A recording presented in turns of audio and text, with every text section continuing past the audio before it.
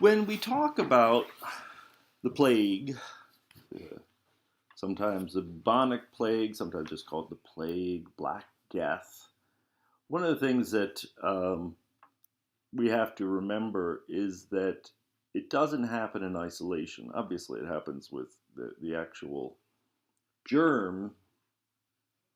The epidemic moves from China across Central Asia and into Europe finally. But uh, the point, the other point that I want to make is that the population where the infection lands is already weakened by some environmental factors. The climate had gotten cooler, had been quite challenging for farmers. The population had grown, it essentially grown beyond its ability to provide for itself well. And so when you have this bacterium introduced to a weakened population, it spreads with devastating effect. It's estimated that in some places, 60% of the population, or more in some places, but overall, somewhere between 30 and 60% of Europe's population um, falls to the plague, the Black Death.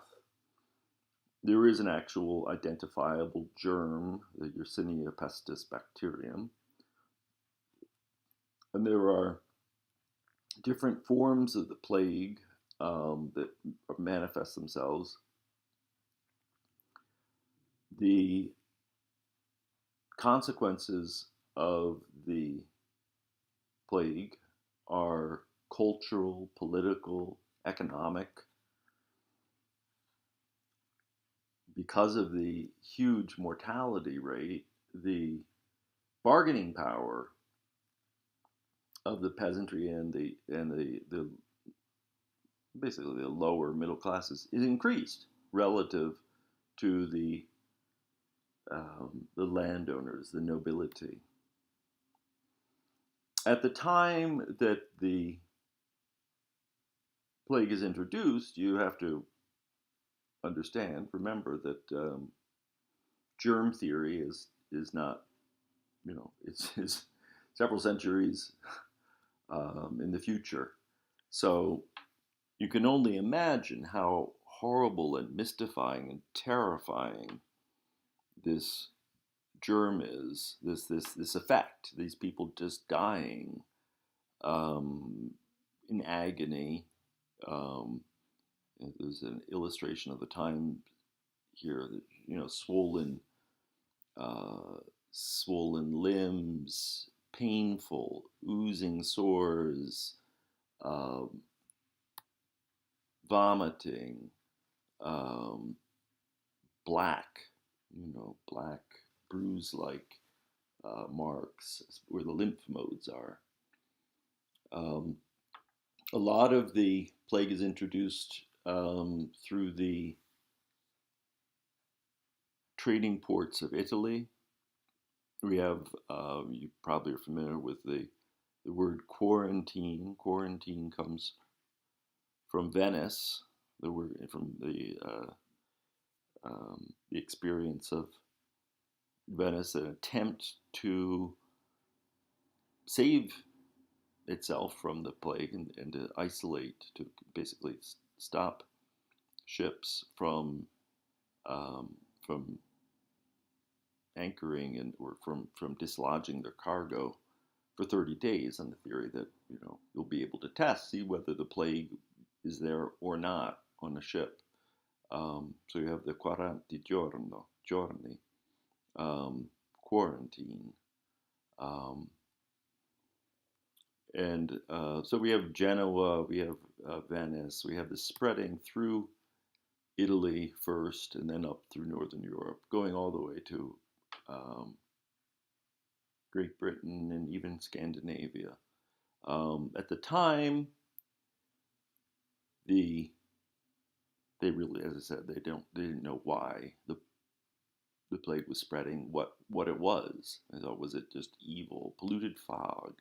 We know now it's being spread by fleas, a bacterium that lived in fleas that lived on rats, and there were a lot more rats, and there were a lot more fleas, and fleas that lived on rats and jumped to people and spread the disease. But people didn't understand that at that time, so all sorts of ideas about staying safe. Don't sleep in the daytime. Avoid sad thoughts. I love this one. Avoid sad thoughts about death and disease. Meanwhile, your entire family is dying. Don't be sad because that will make you more vulnerable to the plague.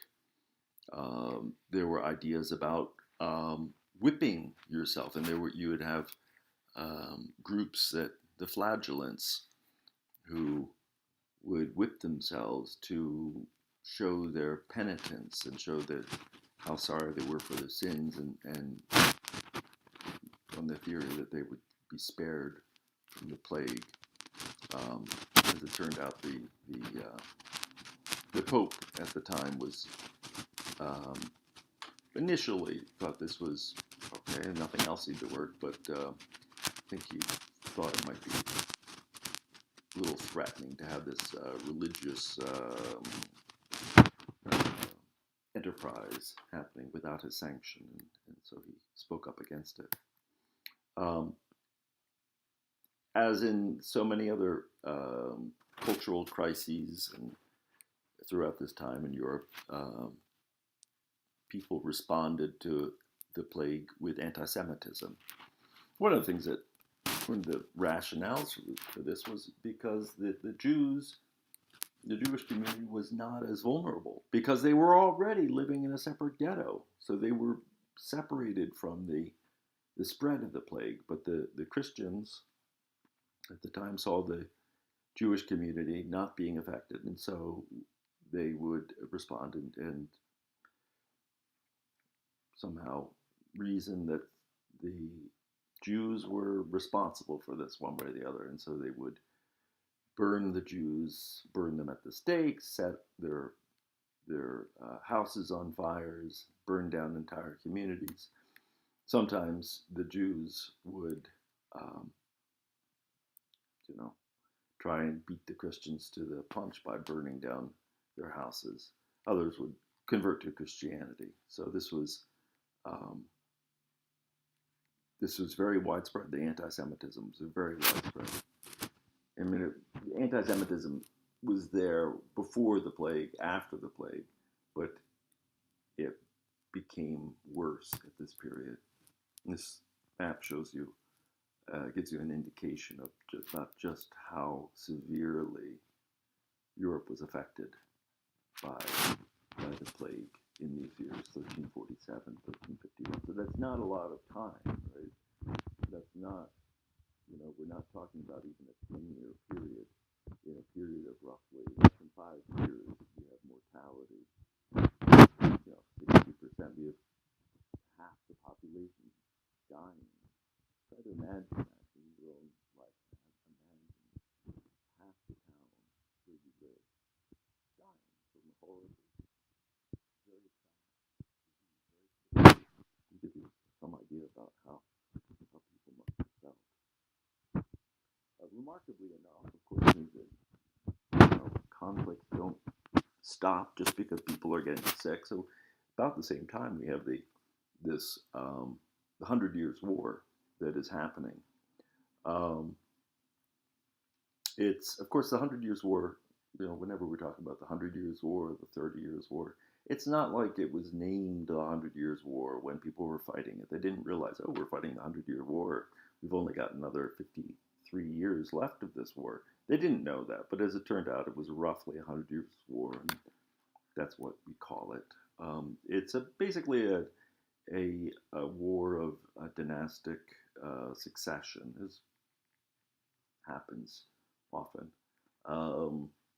And you have the King of England contending with the King of France over territory. And it's important historically because it is some has some political implications and some cultural implications.